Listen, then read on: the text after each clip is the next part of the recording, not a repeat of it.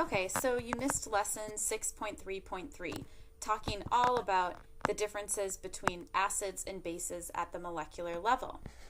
So first, take a couple minutes and read through this introduction and pause the video and try to answer the summary questions on your own. Some of the observable properties of acids and bases are they're both corrosive, which means they're damaging to skin tissue and eye tissue, for example.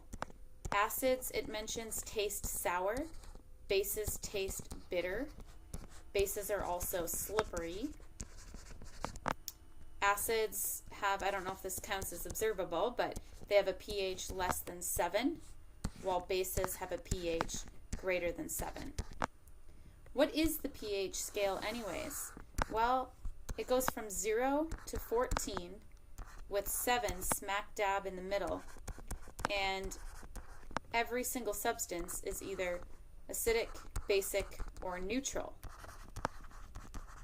The lower the pH, the stronger the acid. I'll say it's more acidic. And the closer the pH is to 14, the more basic it is. Again, if something has a neutral pH, that means it has a pH of 7. For example, pure water is something that falls into that category. Based on these properties, predict if we're talking about an acid, a base, or something neutral. Something tasting sour is acidic. In our lab, we saw when cabbage juice turns green, that indicates that it's a base. Something that's slippery, a base. pH of exactly 7 is neutral, and something with a pH greater than 7 is a base. So let's take a little bit of a closer look at what makes an acid and a base a base. So if you take a look at all of the formulas for the different acids in this table, you'll notice that acids almost always start with an H. Here's an example, though, of an acid that ends with a C, which is actually double bonded to an O, and an OH. That's called a carboxylic acid. They all put a hydrogen ion or ions in solution. So they all have the element hydrogen in common. And you'll notice that often the hydrogen is first, and there's some other anion second. So something with a negative charge, which makes sense because hydrogen ions have a positive charge and those molecules are neutral, so the positives and the negatives are canceling out. It says you might notice that all of these acids break apart or dissociate in solution to form a hydrogen ion and a negative ion. If acids have an H plus in common, what do you think bases have in common? Well, take a look at water. HOH. So bases actually, as we'll see in the next table, put hydroxide ions into solution. And you can see why an acid plus a base makes a neutral substance, because HOH is the same thing as H2O, which we just defined as having a pH of 7 and being completely neutral. So some of the bases here have OH in their formula, and others, it seems miraculously, put hydroxide in solution without having OH in their formula. So we got to look further into that. So for the ions that we notice that are present for all bases, again, it's that hydroxide ion. And the magical hydroxides that seem to be appearing out of nowhere are actually the result of a base ripping the hydrogen off of a water molecule and leaving a hydroxide ion behind. So there's two types of bases. There's the type that dissociate or break apart, and those have OH in their formula, like NaOH. Another type of base is something that will accept a hydrogen. We'll call it an accepting base.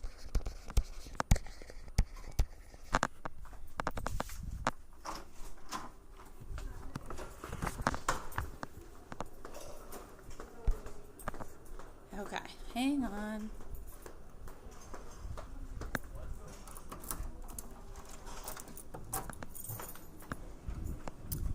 Okay, so there's actually names for these two different types of bases. This first base that I was talking about that dissociates is called an Arrhenius base. And the second type of base is called a Bronsted-Lowry base. Again, I didn't get to finish this because I got interrupted. They accept a hydrogen from water to leave behind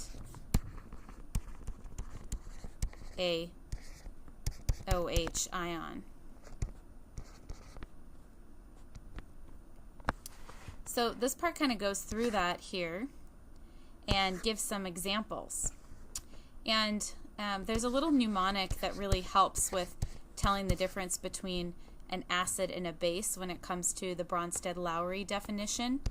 Bases accept a hydrogen ion, while acids donate a hydrogen ion in solution. So let's take a look at some examples and see if we can identify which is the acid and which is the base.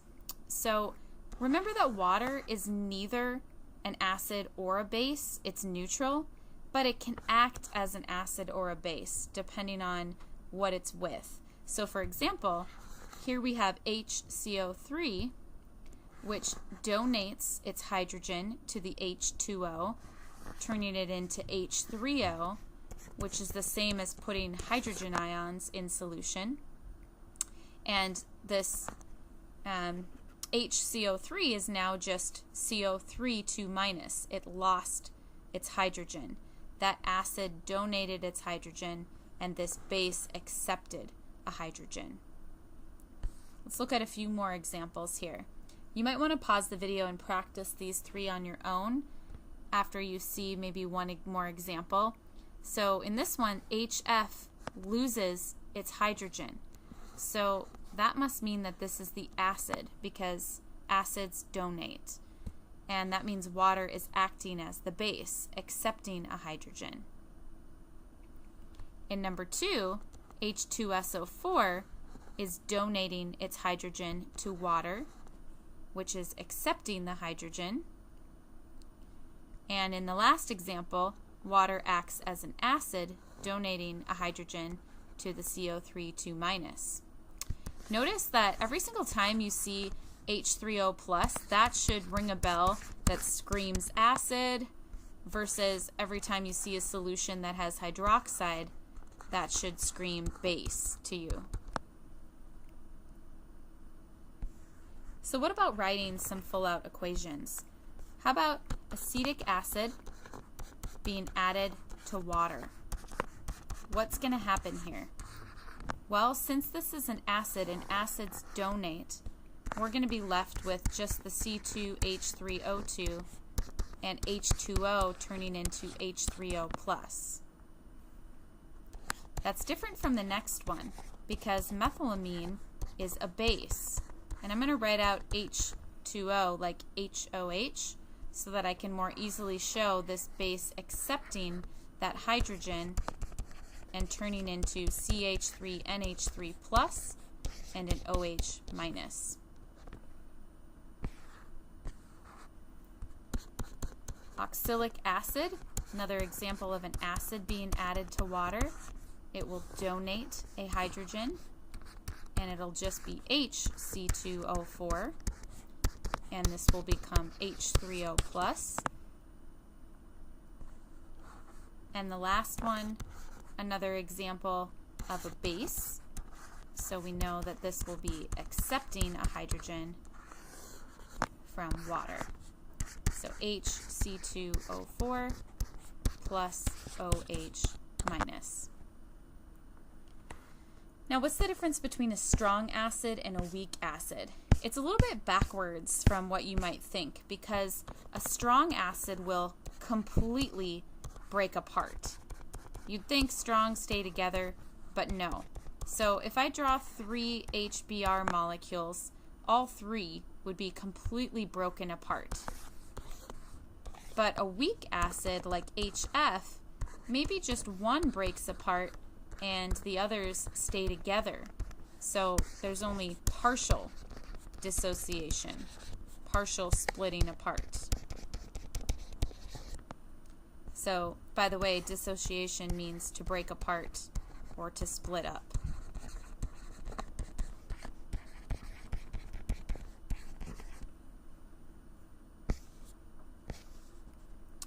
So, if you've got a 1 molar solution of a strong acid and a weak acid, the one that will have a lower pH is the 1 molar strong acid, because it will dissociate more,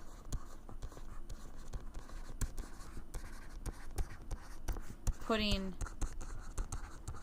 more hydrogen ions into solution, thus lowering the pH. Remember, the more hydrogen ions in solution there are, the lower the pH, the more acidic it is. So, how is the Bronsted-Lowry definition of acid-base theory different from Arrhenius? Well, the big deal here was that Arrhenius said bases have OH in their formula.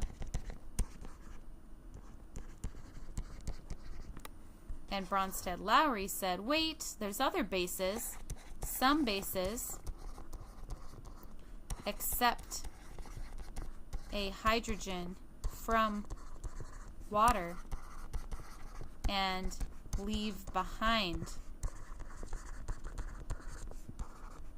an OH minus that way.